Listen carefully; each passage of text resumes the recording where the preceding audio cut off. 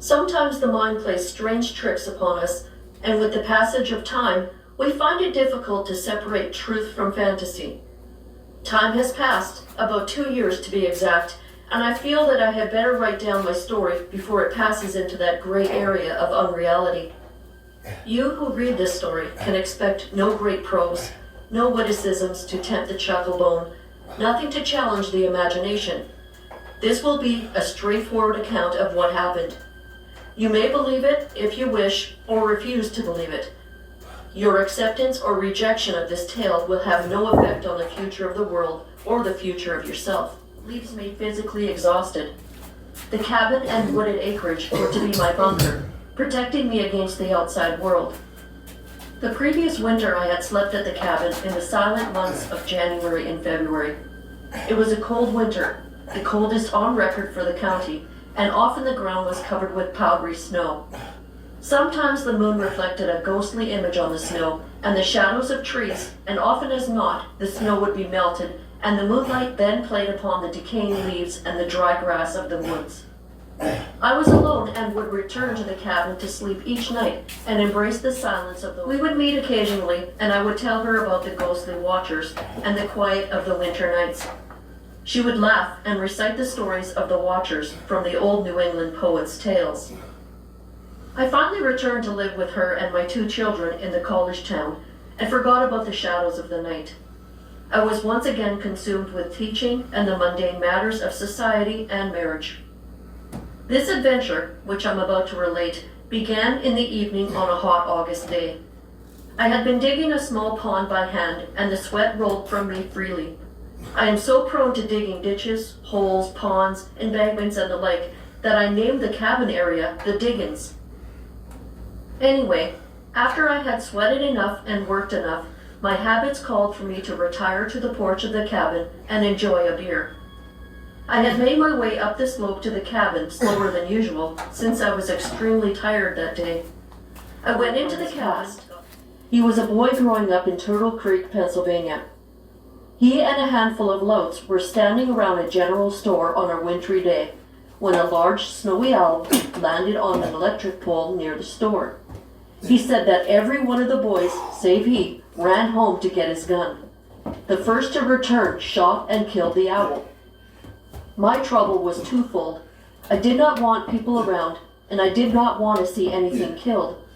I had given up hunting about 10 years before, and even winced when I cut down trees to clear my road. Certainly I did not wish to see the creature harmed or killed.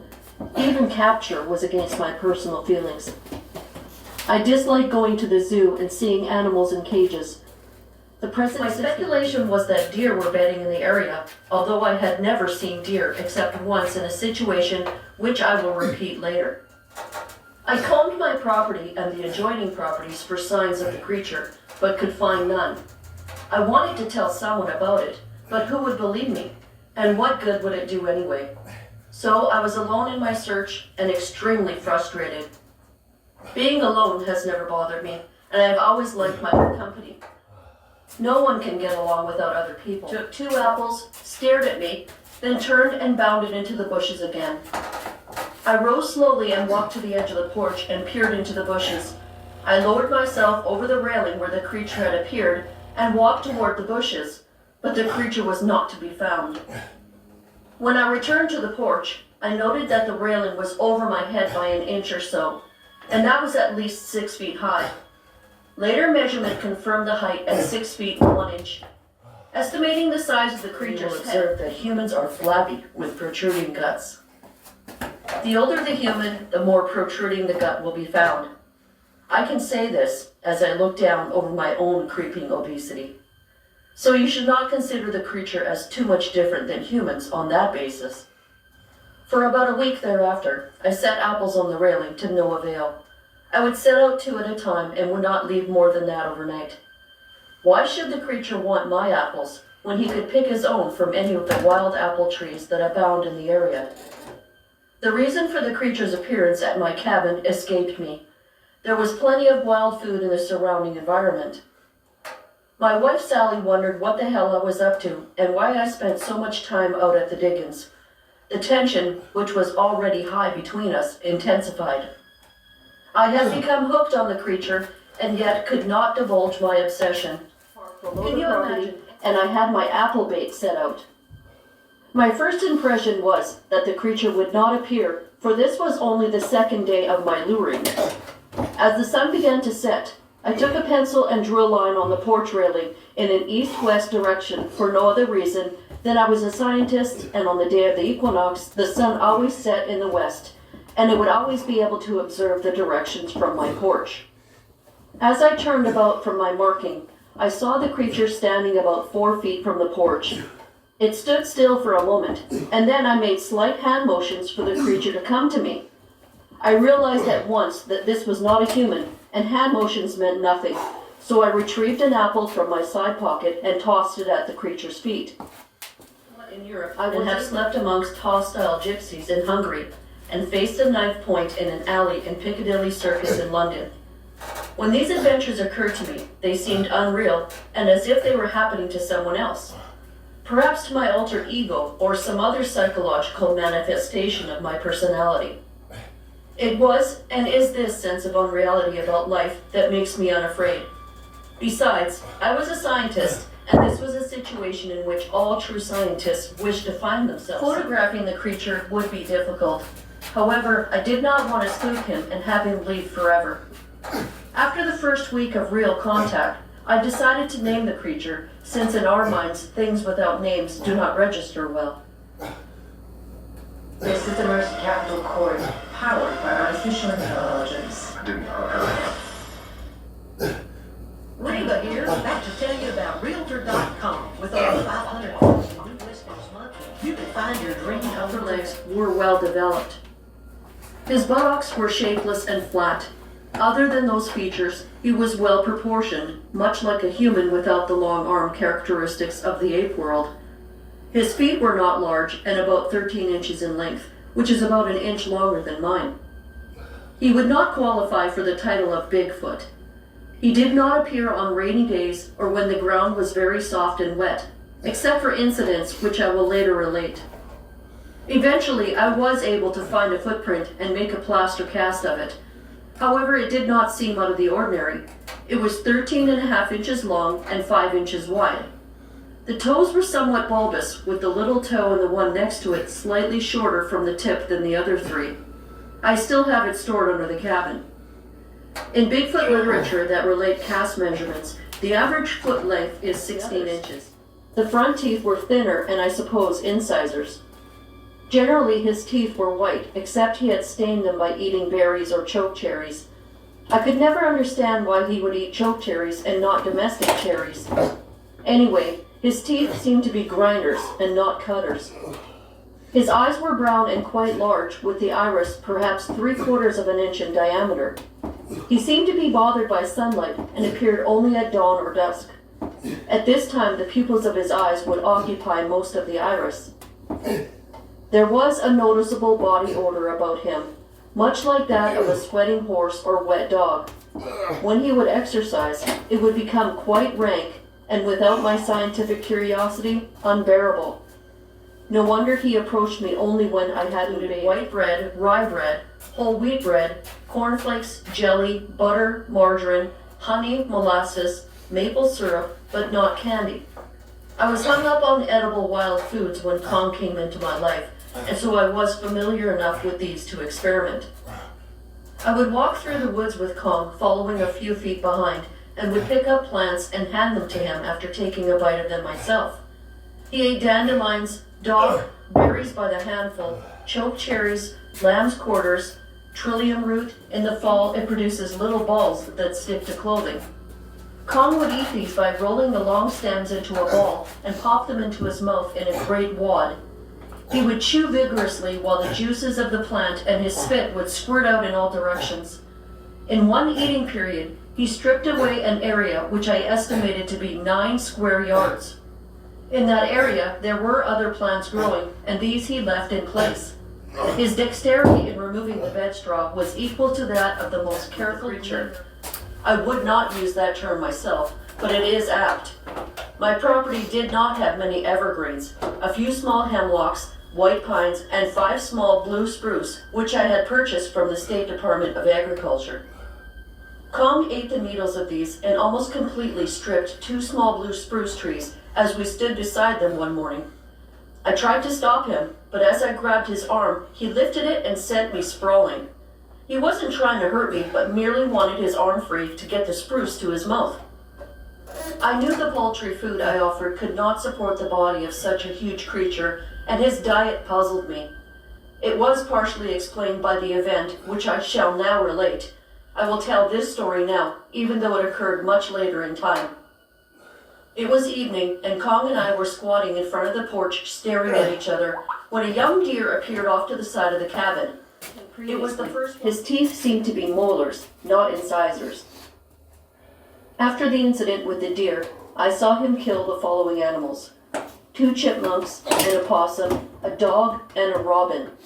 The 2 chipmunks were captured near an old rotting log about 60 feet from the cabin. We happened to be in that area when one chipmunk appeared on top of the log. It stopped and looked at us and froze in its tracks. As Kong walked slowly toward it, the chipmunk gave out a large bird-like cheep and started to run along the edge of the log, which must have been about 20 feet long. Like a defensive back intercepting an open field runner, Kong sidestepped to the right and put out his right hand, stopping the chipmunk in its race along the log. The chipmunk reversed its field, but the other hand trapped it. Did he feel a real companionship with the animal, or did he simply like the feeling of stroking the fur? In many primitive human tribes, there are rituals entered into which are the participants' way of thanking the gods for providing the food. In some human primitive tribes, it is believed that the animal itself has its own protective god, and the harvester must appease the deity in order to assure a continued bounty. One other incident of this nature now occurs to me. A small rabbit had run up to Kong and with the edge of his hand caught the dog just below the ear. The dog flew about 10 feet and was of course dead. Like all the other animals, the carcass was gone the next day. I didn't want to think about Kong deciding to flatten me with the edge of his hand. The robin just happened to land too close to Kong's head. He was such a part of the wilderness and environment, I can imagine people and animals moving right by him without even noticing him. The robin flew in and landed about 2 feet above Kong. He reached out quickly, would not appear. When I pulled my metal comb from my pocket, he would disappear before it cleared the cloth. By the end of October, I was able to drive the car up to the cabin. When I would slam the door of the car, I would holler, "Kong, food," and after a few minutes he would emerge if he was in the area. He would come to the vicinity of the car and stand beside it, towering over the car like some escapee from a Japanese science fiction film set. My car was a green Dodge Coronet station wagon with an electric-operated rear window. The rear door opened from the top as well as from the side. I could place apples on the tailgate and he would take them, but he never got inside the wagon part. I was not clever enough to set up my camera and trip it, even though I sought advice from my camera nut colleague from San Francisco. Also, when I usually saw Kong, the light was bad, and once Joe arrived at the house in his car and transferred to my station wagon. I had purposely set up the meeting at a time when Joe would have just finished work and wouldn't have time to take a bath or clean up. Our conversation went along something like this. I opened with these remarks. "What the hell did you take a bath for? You didn't have to. We're not going to a party, just out to the diggings to have a beer and for you to see the progress I'm making on the pond. I always shower after working in the print shop. I knocked off a little early so I could clean up. What the hell? Do you want me to go through life smelling like a horse?" The conversation continued on that line all the way to the cabin. When we got there, I took a couple of apples I had on the back seat and stepped from the car hollering, "Kong, food." Joe stepped from the other like this, and I mostly ignored what he was saying. We finally got to the barbed wire fence, which we climbed through, each holding the top wire for the other while clutching a can of beer. Once in the cow field, I led Joe through the areas with the most cow shit on the pretense that I was looking for mushrooms, besides trying to spot the farmer's prize bull, which was somewhere in the field. Joe was very dainty, and he missed every pile of manure.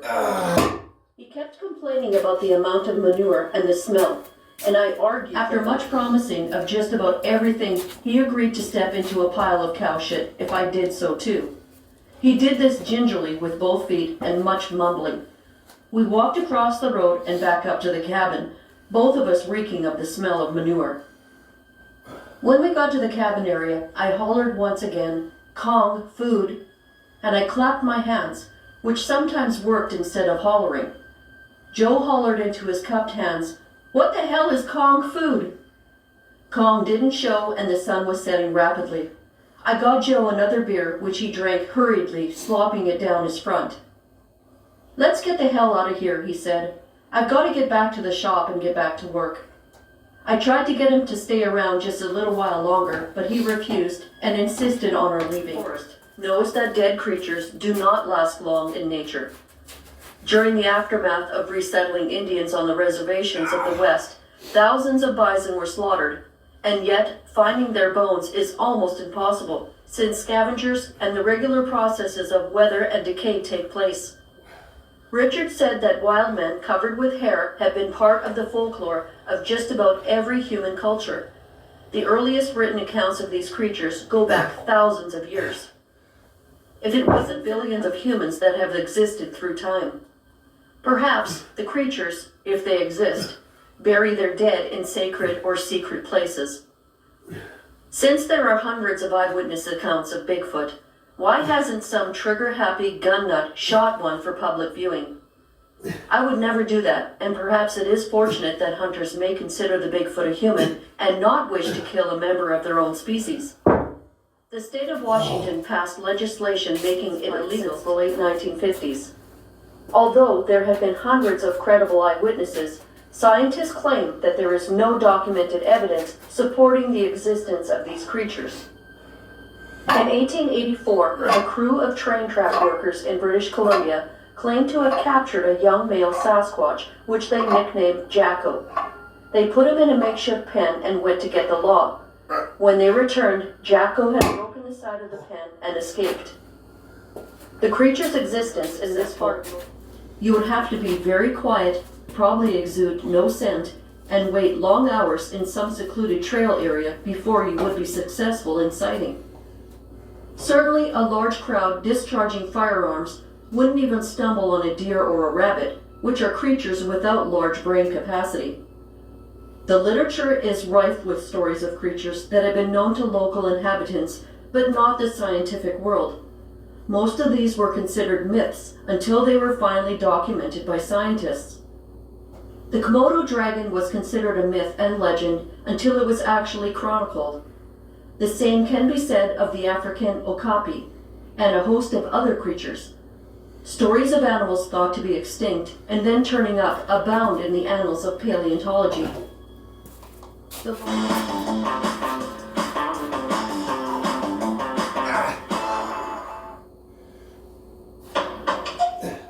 Okay. Oh my gosh. You ever just eat something so good you want to get up and start dancing? With Dupixent, stay ahead of your child's moderate to severe eczema with clearer skin and less itch. The #1 prescribed biologic by dermatologists and allergists helps heal their skin from within. The film, as it came to be known, is a hoax. However, many believe the film is genuine. I am with the hoax group, since there are many aspects of the film that seem inconsistent with my experiences with Kong. Slavomir Razwais, hero of the true adventure, The Long Walk, described in great detail his group's account of encountering Yeti in the snowy Himalayas. No Yeti has so far been shot or captured, although hundreds of eyewitness accounts. A hideous monster was observed peering through a window at a house on Mount Olive Church Road.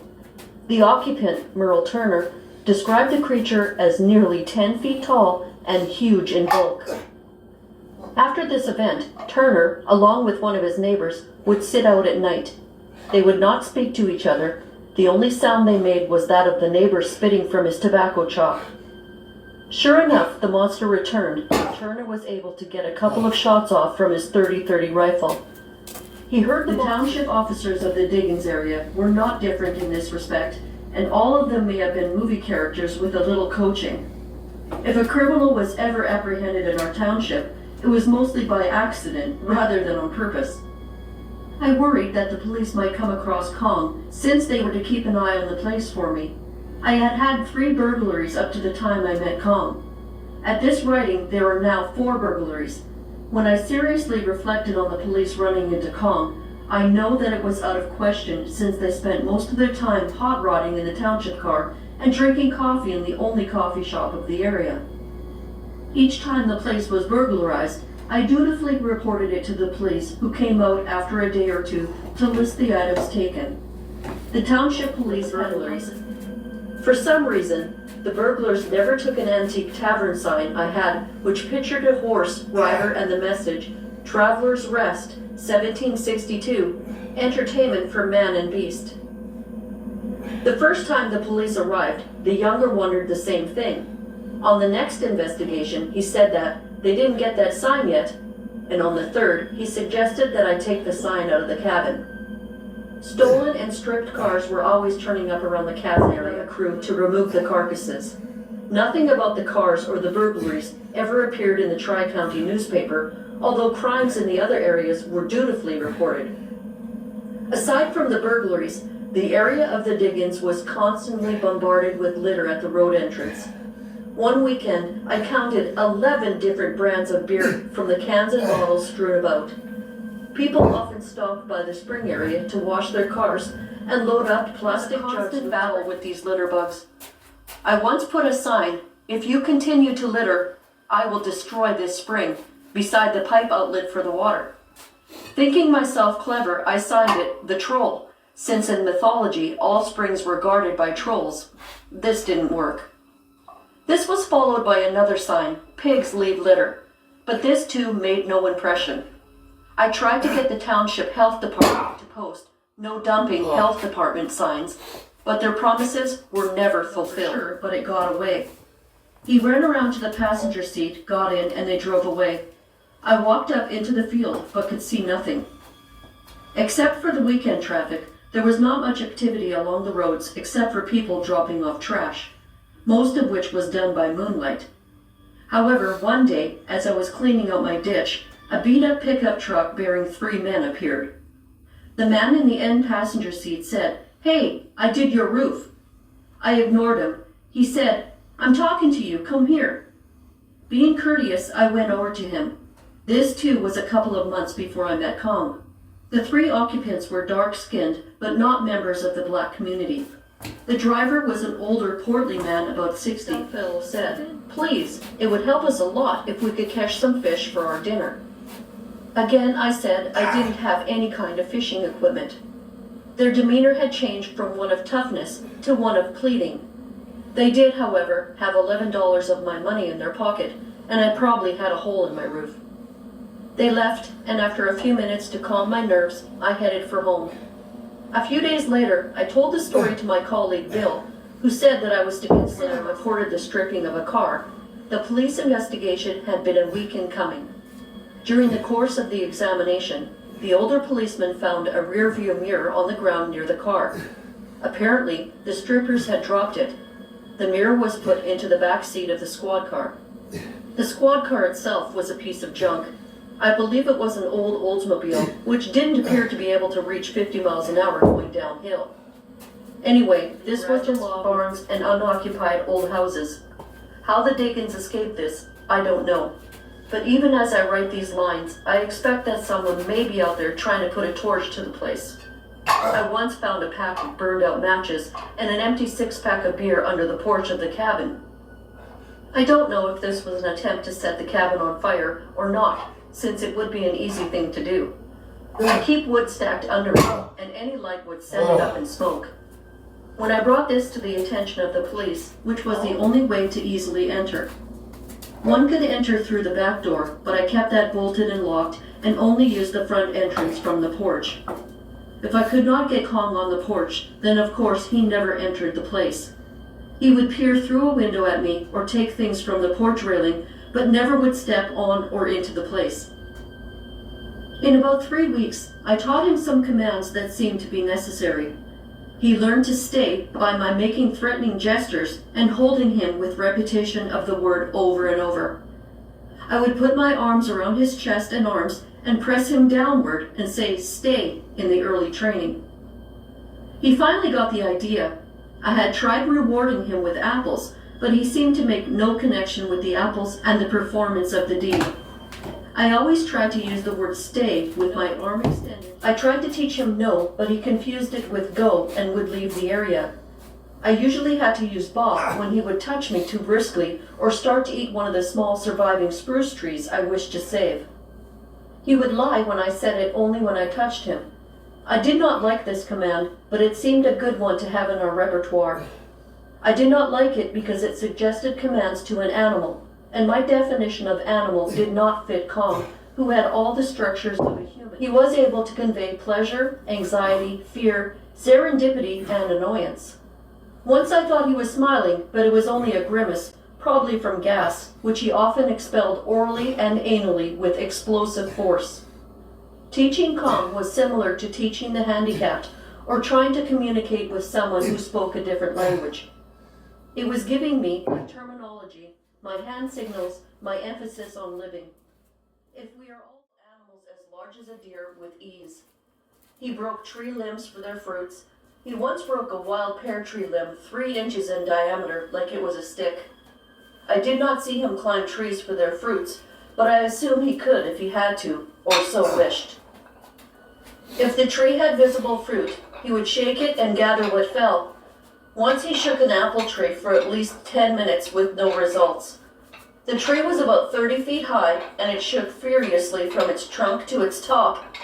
The lack of fruit fall did not prompt Kong to climb up after it. I do not wish to give the impression that Kong did not climb trees, for he did once, and he was very expert at it. He was heavy, but had great agility. On this particular occasion, he raced to the upper branches of an 80-foot tree without effort. His climb with feet and hands took about 4 seconds, about the same time it would take me to walk 20 feet on the ground. It was hand to feet and up into the branches. He seemed barely to touch the small branches as he sped upward. He rose, seemed to look around, took the limbs he was holding with his hands, and then descended just as quickly. On his way down, however, he took time to run his hand into a bird's nest, which was within his reach. He did not remove anything from the nest. As he hit the ground, his pot gut was shaking up and down. I wondered about the bird's nest incident. Did he do that in search of a bird or eggs? I didn't try eggs on him, and I guess he would eat them if he had a chance. There was a pheasant's nest near the cabin the spring before I met Kong. It had 16 eggs in it when I discovered it, and in one day they were all gone. There was no sign of eggshells around, and it appeared to me that some raccoon or weasel or something like that carried them off.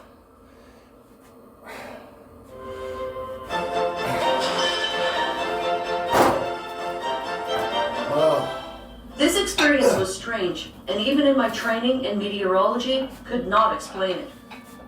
Another weird experience before the arrival of Kong was the incident of the fog. It appeared to come out of nowhere and stopped just below the cabin and made a cliff-like appearance along the road. I had seen fog in many shapes and forms, but never a formation like this, and a halted one at that. It stayed for a long time, and I must admit a chill came over me as I watched it dividing the landscape into 2 parts. I took this matter up with my neighbor, who was an old woodsman from West Virginia. He said that when he was a lad living near the town of Parsons, one of the spook stories the elders handed him was that when someone who had died and wanted to talk to you, they would appear as a white cloud near the ground, and if you wanted to get to their message, you merely had to go and stand beneath the cloud, or if it was low enough to, stand in it, and the message would be transferred to you. Well, that's it.